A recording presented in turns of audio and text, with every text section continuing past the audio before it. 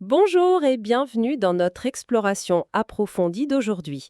On va se plonger dans une série de textes bibliques et aussi quelques notes spécifiques qui tournent tous autour de la figure de Jésus-Christ. Bonjour, oui, une plongée assez dense qui s'annonce. Nos sources sont assez variées, hein. On a des passages des Proverbes, de l'Évangile de Jean, sa première épître aussi. Oui, et puis les lettres aux Hébreux, aux Romains, Colossiens, Philippiens, et même un peu l'Apocalypse. Sans oublier ces notes en coréen qui ajoutent une perspective, disons, théologique particulière. Exactement. Notre mission, si on peut dire, ce serait de dégager le portrait de Jésus qui émerge de ses écrits, son identité, son origine, son rôle, sa relation au divin. Bon, on y va? Absolument. L'objectif, c'est vraiment de voir comment ces différentes sources, ensemble, présentent Jésus. Et il y a des thèmes forts qui ressortent tout de suite. Comment? Sa préexistence, par exemple. L'idée qu'il était là avant, comme le Verbe divin. Son rôle de créateur aussi. Et puis, bien sûr, l'incarnation, Dieu qui devient humain. Et sa position comme source de vie éternelle. C'est une image riche, complexe. On va essayer de décortiquer ça. D'accord. Alors commençons par cette idée de préexistence. C'est vrai que c'est fascinant. Le livre des Proverbes au chapitre 8, il personnifie la sagesse, c'est ça? Oui, tout à fait. Ces versets 8, 22, 23 et 30, 31 sont assez frappants. La sagesse dit « L'Éternel me possédait au commencement de son activité. J'ai été établi depuis l'éternité, dès le commencement, avant l'origine de la terre. C'est ça? Voilà. Et elle était là, aux côtés de Dieu, se réjouissant de la création. Et le lien que font les textes qu'on étudie, c'est d'identifier cette sagesse, ce principe premier, avec Jésus, le Verbe. D'accord. Et l'évangile de Jean reprend ça très fort, dès le début. Ah oui, Jean 1, versets 1 et 2, c'est fondamental. Il écrit « Au commencement était le Verbe, le logos en grec, et le Verbe était avec Dieu, et le Verbe était Dieu. Il était au commencement avec Dieu. » Le logos, ce n'est pas juste la parole, c'est plus que ça, non? Exactement. C'est un concept très fort de raison divine, le principe qui organise l'univers en quelque sorte. Et Jean dit non seulement qu'il était avec Dieu, mais qu'il était Dieu. C'est énorme comme affirmation dès le départ. Et cette préexistence, ce n'est pas juste une idée en l'air. Jésus lui-même, d'après Jean 8, 58, il fait cette déclaration assez incroyable. Contradicteur, en vérité, je vous le dis, avant qu'Abraham fût, je suis. Je suis. Là, il reprend le nom divin d'Exode 3, c'est ça? C'est une revendication énorme pour ses contemporains. Ah oui. C'était soit la vérité pure, soit le blasphème absolu. Pas de milieu possible. Et ça nous amène tout droit à l'étape suivante. Comment cette figure éternelle divine entre dans notre histoire? L'incarnation. Exactement. Jean 1,14, c'est très direct. Et le Verbe s'est fait chair, et il a habité parmi nous. Habité comme planter sa tente parmi nous, presque. C'est ça, l'idée d'une présence réelle, pas juste une visite éclair. Et la première épître de Jean, elle insiste beaucoup sur le côté tangible. Ah oui, Oui, en Jean 1, 1, 1, 2, l'auteur dit « Ce que nous avons entendu, ce que nous avons vu de nos yeux, ce que nous avons contemplé et que nos mains ont touché concernant le Verbe de vie. » Il faut vraiment ancrer ça dans le réel, l'expérience vécue, pas une illusion, une personne concrète. c'est clair. Et comment ils décrivent ce lien entre le Jésus qu'on a vu, touché, et ce Dieu éternel? L'Épître aux Hébreux utilise une image très forte en 1.3. Elle dit que le Fils est le reflet de sa gloire et l'empreinte de sa personne. L'empreinte, comme un sceau. Oui, c'est plus qu'une ressemblance, c'est l'idée d'une représentation parfaite, la manifestation visible de ce qu'est Dieu, de son essence même.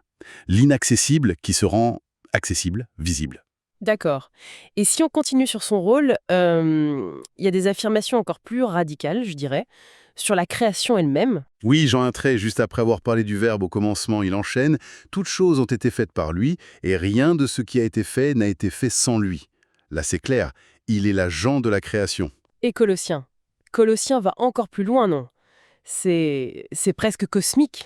Ah oui, Colossiens 1, 16, 17, c'est vertigineux. Écoutez, car en lui ont été créées toutes les choses qui sont dans les cieux et sur la terre, les visibles et les invisibles.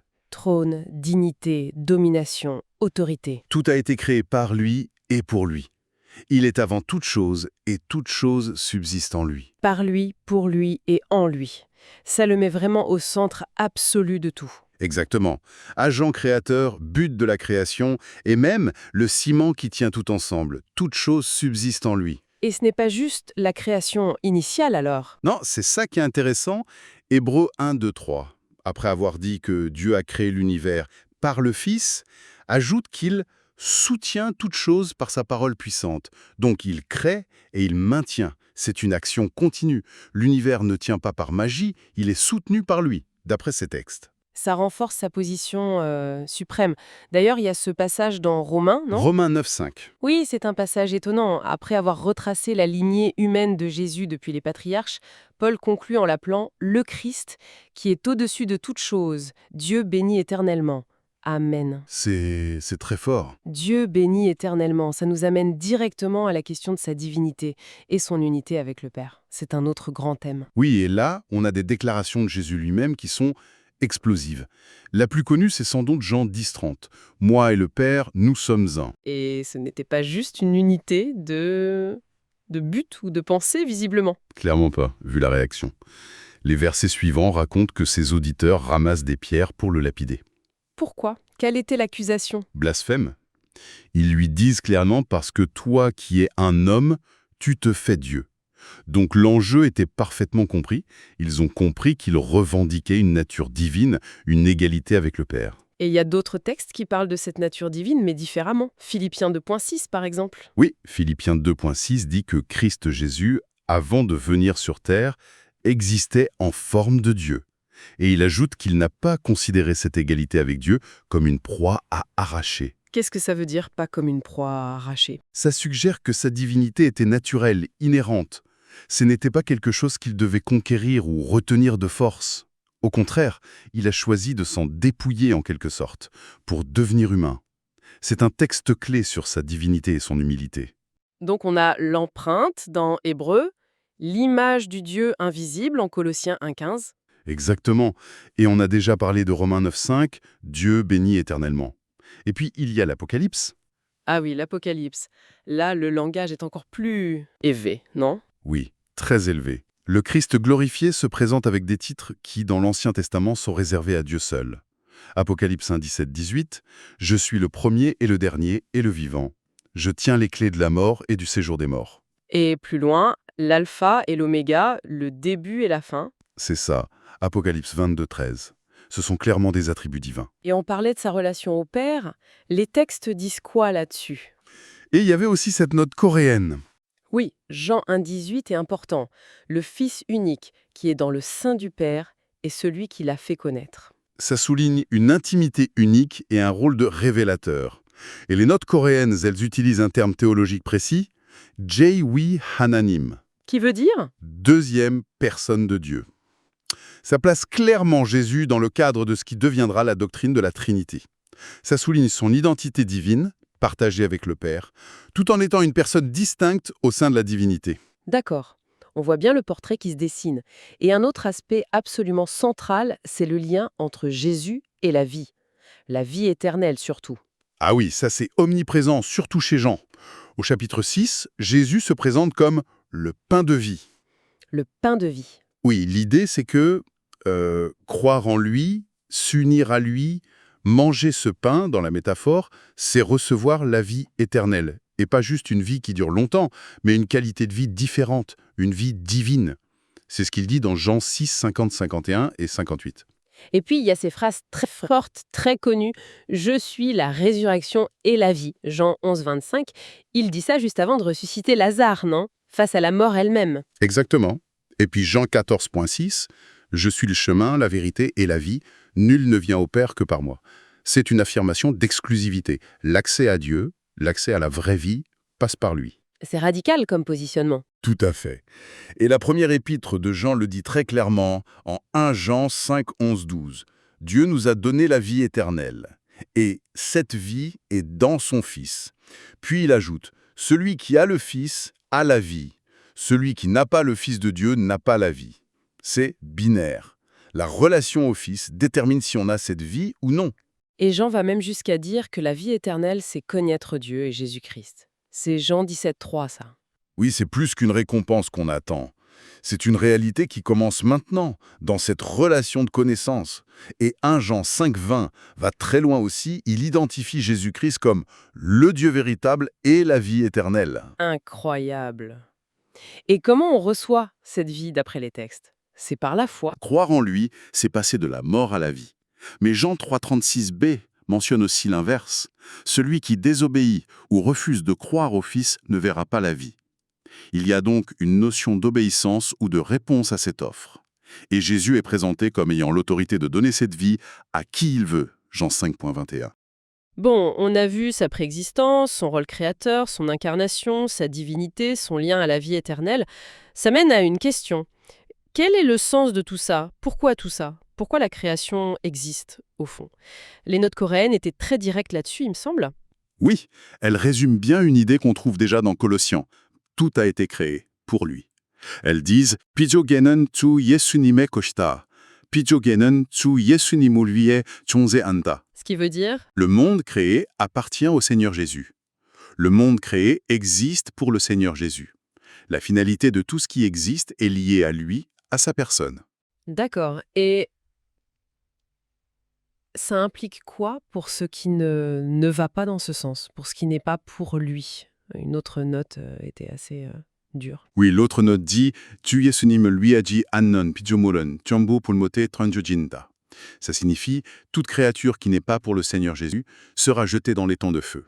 C'est une vision du jugement, oui, assez radicale. Et on retrouve cette idée du jugement dans l'évangile de Jean aussi. Oui, au chapitre 5, Jésus dit que le Père lui a confié tout le jugement, versets 22, 23, 27, justement pour que tous l'honorent comme ils honorent le Père. Et un peu plus loin, en 5, 28, 29, il parle de 2 résurrections. Une résurrection de vie pour ceux qui ont fait le bien et une résurrection de jugement pour ceux qui ont fait le mal. Alors comment échapper à ce jugement et obtenir la vie selon ces textes? L'idée générale qui ressort, et que les notes coréennes synthétisent encore, c'est que s'aligner sur Jésus est la clé. Comment ça? Une des notes dit « Tu 예수님께 복종하는 피조물만 살아남는다. Tu 예수님을 따라하기만 하면 피조물은 영원히 산다. » C'est-à-dire, seules les créatures qui obéissent au Seigneur Jésus survivront. Si seulement la créature imite le Seigneur Jésus, elle vivra éternellement. L'obéissance, la foi, l'imitation, c'est ça le chemin vers la vie. À l'inverse, on l'a vu avec Jean 3,36, rejeter le Fils, c'est rester sous la colère de Dieu. Le choix individuel a des conséquences ultimes, c'est clair dans ses écrits. Bon, si on essaye de récapituler tout ça, le portrait de Jésus qui se dégage de ses sources est celui du Verbe éternel qui était là avant la création. Oui, et qui est même l'agent de cette création, et celui qui la maintient. Ce Verbe divin qui s'est fait homme, qu'on a pu voir et toucher. Qui affirme être un avec le Père et à qui les textes donnent des titres et des attributs divins, La source unique de la vie éternelle. accessibles par la foi et l'obéissance. Et finalement, la raison d'être, la finalité de toute la création. C'est bien ça, hein? C'est une excellente synthèse, oui. Et peut-être, pour finir, une petite réflexion qui vient des aspects plus théologiques qu'on a effleurés, notamment avec ces notes coréennes.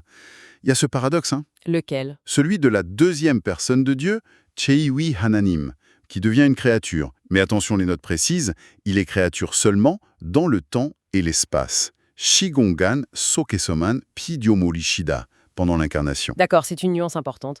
Oui, et en même temps, cette même personne divine reste transcendante. C'est en lui que la création a été faite, et c'est lui qui la maintient, qui la soutient, Il est à la fois dedans et au-dessus, en quelque sorte. immanent et transcendant. Exactement. Et ça pose question sur la nature même de Dieu, non? Comment peut-il s'engager aussi profondément dans sa création, au point de devenir l'un de nous, tout en la dépassant infiniment? Et ça nous renvoie peut-être à nos propres limites. Comme le dit une autre note, Pijemul tawiga hananimul chambo yahal sunun opta. une simple créature ne peut pas comprendre Dieu entièrement. Voilà. Comment le fini peut-il vraiment saisir l'infini tel qu'il est décrit ici? C'est peut-être la grande question qui reste ouverte, après avoir parcouru ces textes. De quoi continuer à réfléchir.